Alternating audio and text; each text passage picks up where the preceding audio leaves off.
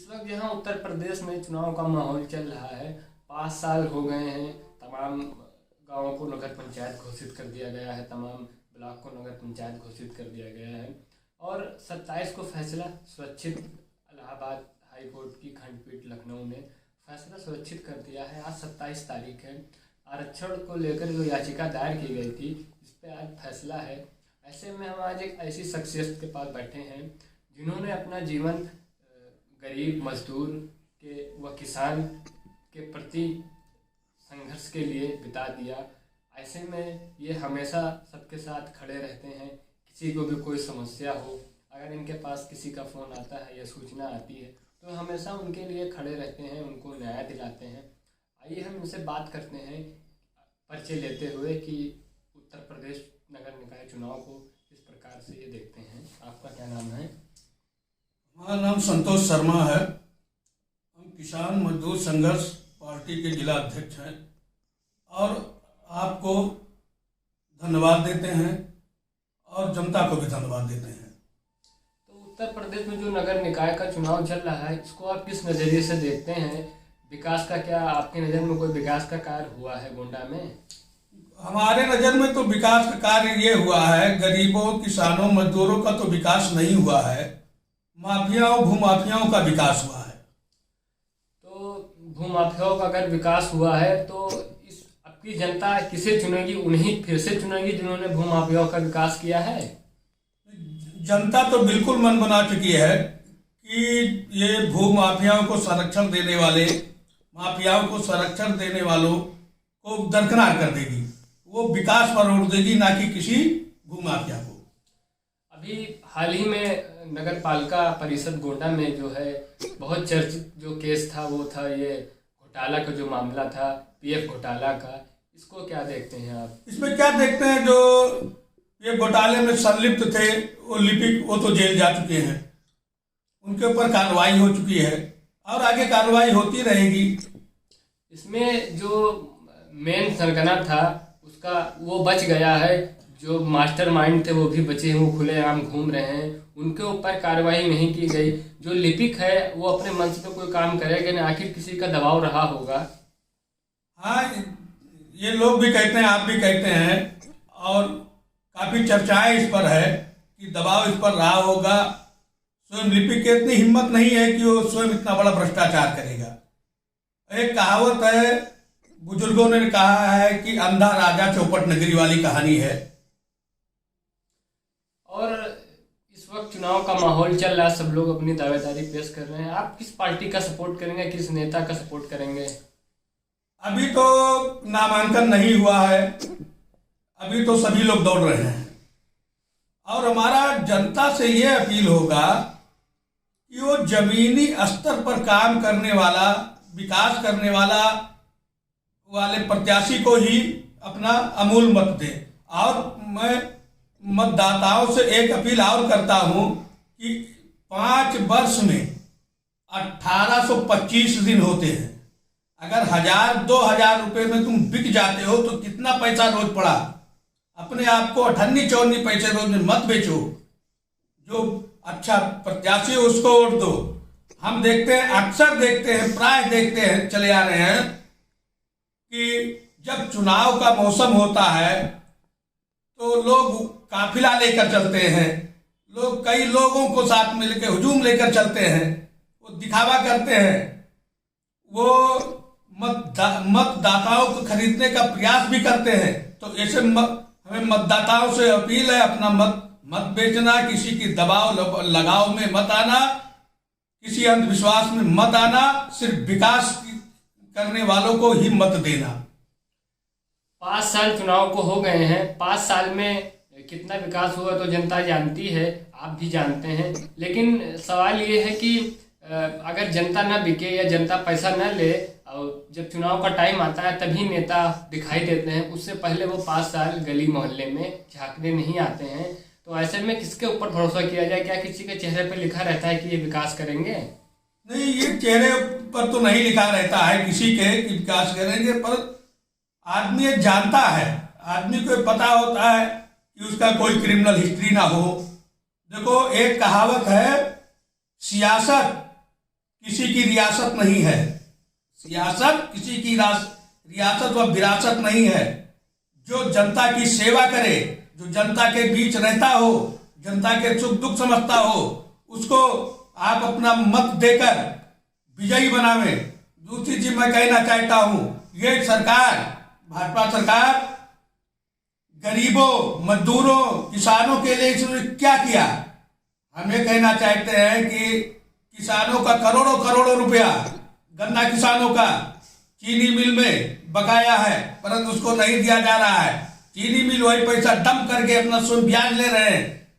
दूसरी चीज, मजदूरों का पैसा, रेडी वालों का पैसा, ठेली वालों का पैसा, सहारा में अरबों अरबों रुपया डूबा हुआ है, उसके लिए सरकार कुछ नहीं कर रही है।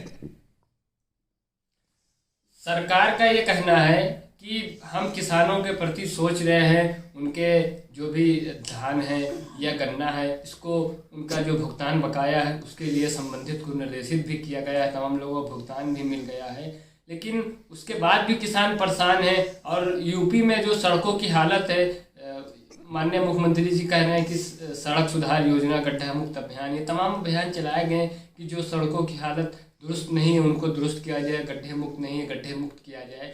ऐसे में आपके अगल बगल या आसपास मोहल्ले में या गोंडा की सड़कों में ऐसी कौन सी सड़क है जिसका अभी तक निर्माण कार्य या मरम्मत कार्य नहीं हुआ है?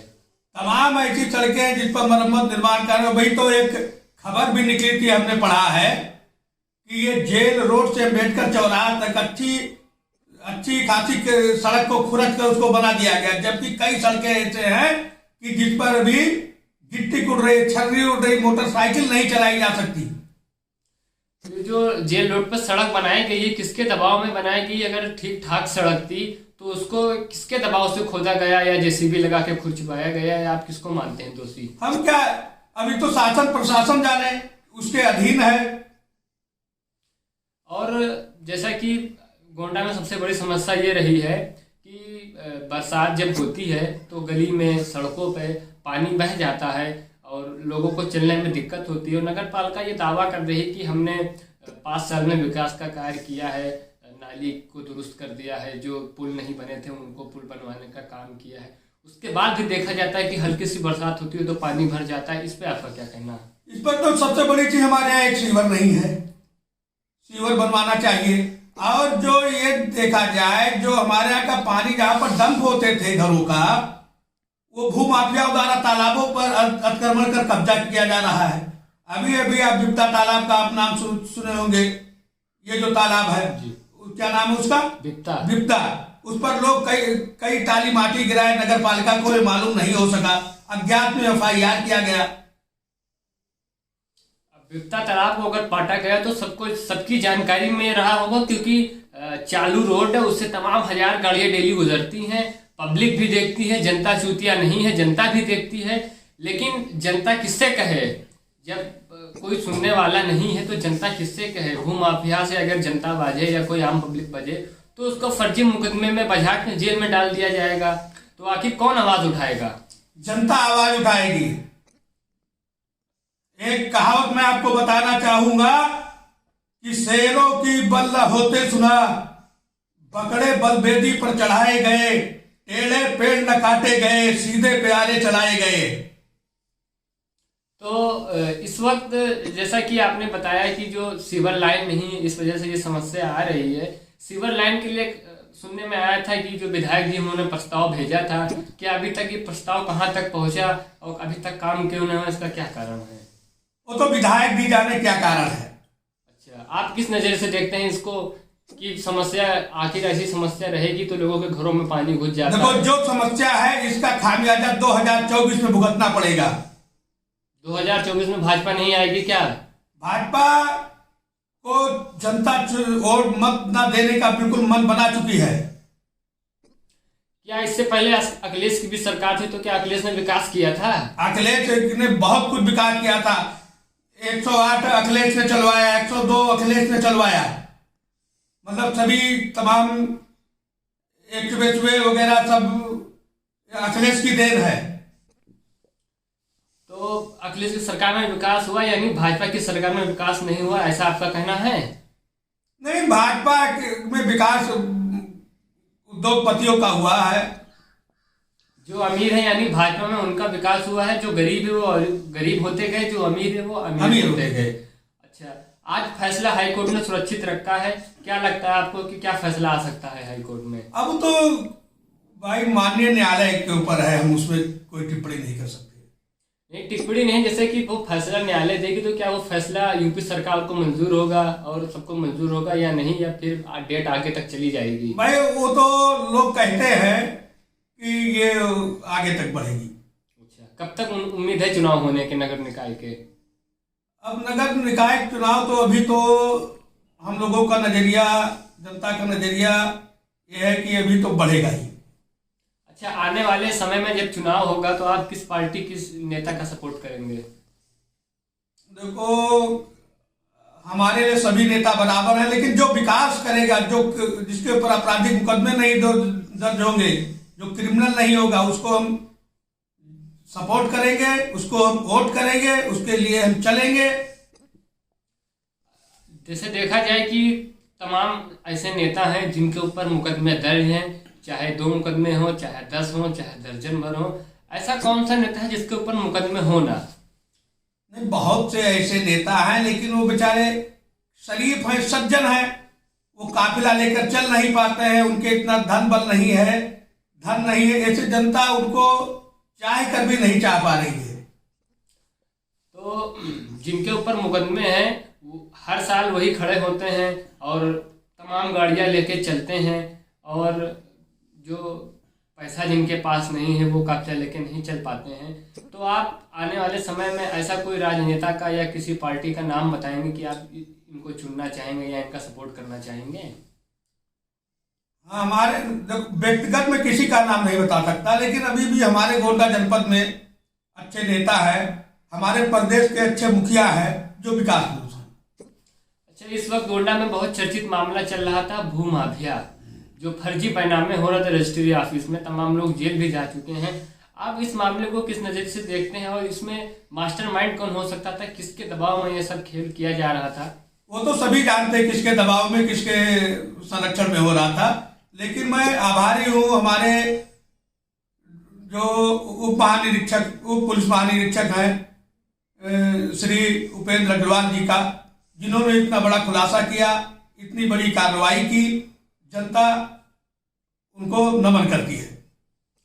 अच्छा, जो डीआईजी साहब थे उन्होंने भू माफिया का जो मामला कई सालों से चल रहा था, फर्जी बनामे हो रहे थे रजिस्ट्री ऑफिस में, उसका खुलासा इधर इस कदर जारी है, इस कदर हावी है कि मुकदमे पे मुकदमे दर्ज होते जा रहे हैं और जो भूमाफिया उनमें हलचल मच गई है, हड़कंप मच गया है।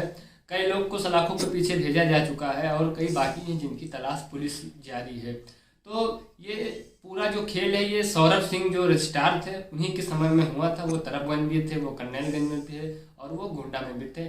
उनके समय में बहुत फर्जी बैनामे जो है जनपद गोंडा में हुए, लेकिन धीमे धीमे करके जो है उनकी पोल खुल रही है, FIR पे FIR दर्ज होती जा रही है। और अब हम बात कर रहे हैं कि जो पानी की समस्या थी उस पर भी चर्चा हो गई, और अब हम चर्चा कर रहे हैं कि अब की आने वाले समय में कोई भी पार्टी अगर जीतती है या किसी का आप सपोर्ट करते हैं तो उससे आप क्या उम्मीदें रखते हैं?